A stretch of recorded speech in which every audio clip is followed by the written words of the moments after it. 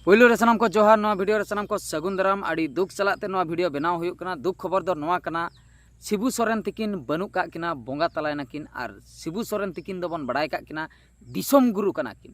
खाली गुरु दो बांगा दिसोम गुरु, दिसोम रेन गुरु कना किन। सरीगे बयहा मिसी को उनकिना ᱧᱩᱛᱩᱢ दो आयमा गान हड़ बन बड़ाय का। चेदा से राजनीति कथा जुदी बन रपड़ा तबे दो उनकिना ᱧᱩᱛᱩᱢ गे मांग रे हजुआ शिबू सोरेन गंके तिकिन। झारखंड दिसोम जो बेनाव आकान दो ओना पछले रह उनकिना हाथ गे मेना। झारखंड दिसोम जखन बिहार खन आलागेना तबे दो उनकिना हाथ गे अड़ी गान ताहें कना। अड़ी दिन खनिन बड़ाय का किना, अड़ी दिन मेन दो जहां तिस खनिन चला केना। जुदी अकोया ᱧᱩᱛᱩᱢ कटिन बड़ाय का माने अकोया ᱧᱩᱛᱩᱢ बड़ती धरा बन बड़ाया कि राजनीति फील्ड रे अकोया ᱧᱩᱛᱩᱢ बन बड़ाया तबे दो ओना दो हुयुक कना शिबू सोरेन तिकिन। माने मुख्यमंत्री जहां को बाको लिया माने मुख्यमंत्री मनाय का दिया झारखंड रे मुख्यमंत्री अकोय बांगा शिबू सोरेन, दिसोम गुरु शिबू सोरेन। बापा अड़ी हाड़ा बुझे था माने अब सान्ताड़ हर चीफ मिनिस्टर रे बनाव आकना।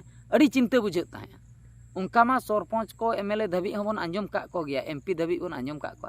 मेनखान नो जो चीफ मिनिस्टर बना दो पाले निया मांग रे अकोय को ताहें कना इन दो हा बइन बड़ाया। अब खेरवाड़ हपन सान्ताड़ हपन चीफ मिनिस्टर मेनखान शिबू सोरेन जहातीस खोज किन चीफ मिनिस्टर आकना।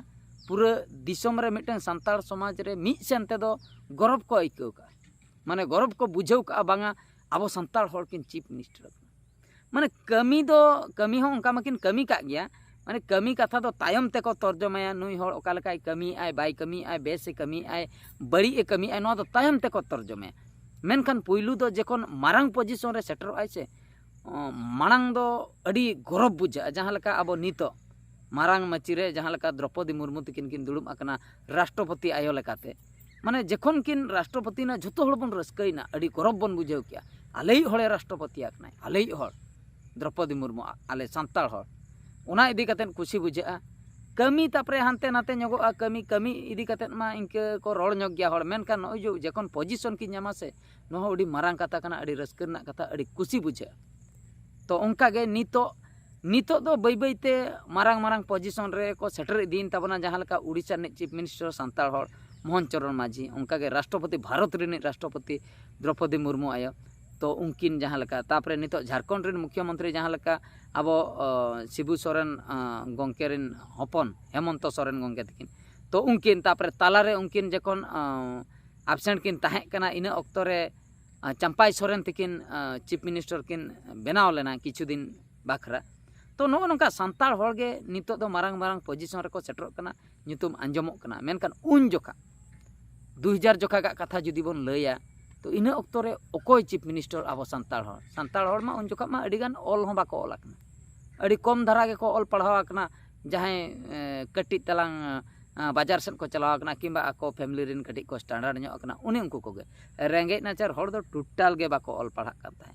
तो उनकान अक्तो रे शिबू सोरेन तकिन चीफ मिनिस्टर माने अड़ी हाहाड़ा चिंता बुझे ताहे। बापा चिकत किन चीफ मिनिस्टर ना अब सान्ताड़ हड़े चीफ मिनिस्टर कना, अड़ी खुशी हो बुझे ताहे। तो उनकिन चीफ मिनिस्टर कतन अड़ी गान किन कमी का बांगा मेनते तो बांगा अड़ी गान किन कमी का। माने अब खेरवाड़ बाकरा हो झारखंड बाकरा जेहेतु स्पेशली झारखंड बाकरा किन चीफ मिनिस्टर लेना। तो झारखंड बाकरा दो आयमा गान हां किन कमी बड़ा का गया और अब सान्ताड़ को बाकरा हो किन कमी बड़ा का गया। तो नोय नोआ कोगे उइहर रेना कथा दो उइहर हजुआ। जहां तीन मारंग हड़ गे हुयेन माने नोआ संसार रेना नियम हुयुक कना जुदीम जानामा कना तबे दो गुजुक ते दो हुयुक गया। सरीगे बयहा मिसी अकोय हो बाको अमरक कना, अकोय हो बांचाव दो बाको ताहेन कना। माने हजार हजार वर्ष दो सेदाय दो को ताहेन कान ताहें गे तार। मेनखान नेतार को दो बांगा अड़ी दिन दो बाको बांचा कना। हाँ 60 70 80 90 ने इनके 100 माने 100 धबी सेटर तो मुश्किल गदक कना। इनके 70 80 इनके धबी तो को सेटर गदक कना। तो ओने उनका गे जुदीम जानाम आकना नोआ धरतीपुरी रे तबे गुजुक ते दो हुयुआ। ओना खातिर उनकिना हो अक्तो सेटरना, उनकिन किन बोंगा तलायना। अदो उइहर कथे दो चेद हो बनुआ चेदा से उनकिन किन हेज लेना कमी हटो कते किन चलायना। नोआ गे उइहर रेना कथा दो आदो आबो को हो किछुगान उनकिन ठेज खय बन चेदोआ। चेद बन चेदोआ माने जुदी नोआ धरतीपुरी रे रेंगेज कते बन जनाम को रे हो जुदी बन चेष्टाया से चेष्टाय खान बन बई बईते जहां लका रे हो आबो माने इनकम सोर्स ढेरोआ और बांग मारंग ᱧᱚᱜ पोजिशन रे बन सेटर गया।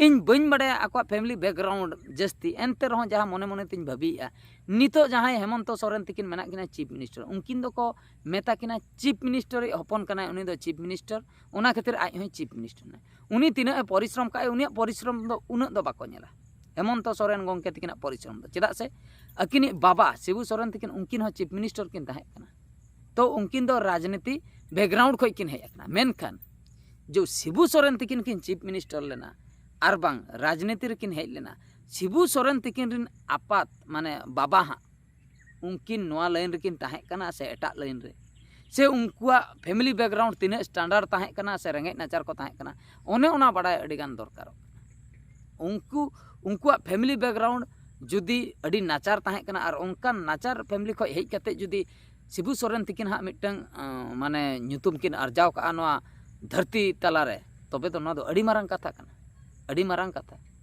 और उनकिन मांग रे आको ओड़ा रिन अकोय को चीफ मिनिस्टर को ताहे कना इन ठेज दो उना बायोडाटा बनुक का मेनखान उनकिन जो किन ताहेन दो नोय नोआ गे मिटांग हाहाड़ा रना और अड़ी चिंता रना विषय दो माने चिकाते मिटांग सांताल हर छतिक तलारे स्ट्रगल कातेन उनी चीफ मिनिस्टर तिंगुन कना नोआ अड़ी अड़ी मारंग पॉइंट अड़ी मारंग साहस नामोआ नुकिना नोआ जीवन कहानी को छतिक तलारे मिटांग सांताल हर तिष्ठे दो अड़ी मुश्किल गया उनकान केस रे छतिक तलारे चलाव काते अकिना पट्टी माने अकिना पट्टी चिन्हते आसार अकिना पट्टी चिन्हते तिंगू काते उनकिन जितकर हताव काते उनकिन चीफ मिनिस्टर नोना तिना हाहाड़ा रना कथा तो गौरव बुझा नोना को अकिना कामी को नेलते गौरव बुझा दुख बुझा अकिन किन बोंगा तलायना आबो को तलारे बनुक किना सहाय नकिन आदो नो नोंका सिखनेतो कथा होई लई किया नोंकान जहां को समाज बखरा किछि कराव कतेन को चला कना जहां मिटा ᱧᱩᱛᱩᱢ अर्जाव कतेन को चला कना जहाना गे कम बेसी जहाना गे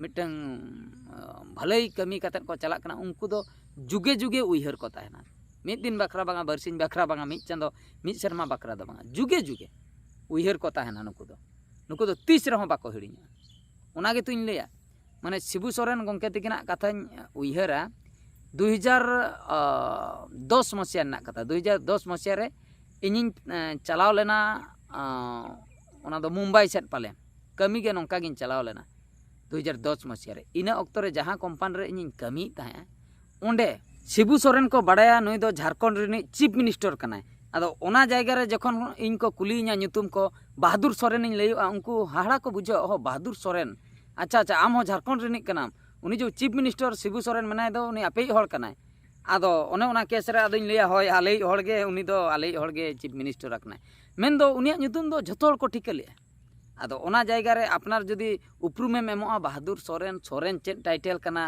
ओ चिली जाति कना पे उना लई आदो अक्तो बनुआ तो डायरेक्ट जदी ओंडे आ निजेतेम लयुक कना शिबू सोरेन पे ठिका कदे ओना को लैया होय ले ठिका कदे उनको आले दो ओना जातिरिन हड़ कनाले ओंका ते बुझे ताहे आर बाखा अडिगान हड़ दो को बडाय ले दिया अडिगान हड़ दो को बडाय बरात कदिया गोटा गे ऑल इंडिया जाकरे जे शिबू सोरेन दो अकोय कना ओना खातिर के तो उनी मिटा ᱧᱩᱛᱩᱢ ताहे कान ताय खातिर माने उनकिना गोय खबर आंजम कातेन प्रधानमंत्री नरेंद्र मोदी तकिन होकिन हेज आकना माने नोय नोआ गे मिटा गौरव बुझे तो सनाम को नोय नोआ गे मिटा दुख खबर ताहे कना आपे को तालातेñ अगु किया नोआ वीडियो दो नतरेगिñ मुचादिया मान कान मुचाद रे सनाम को गॉड जोहार।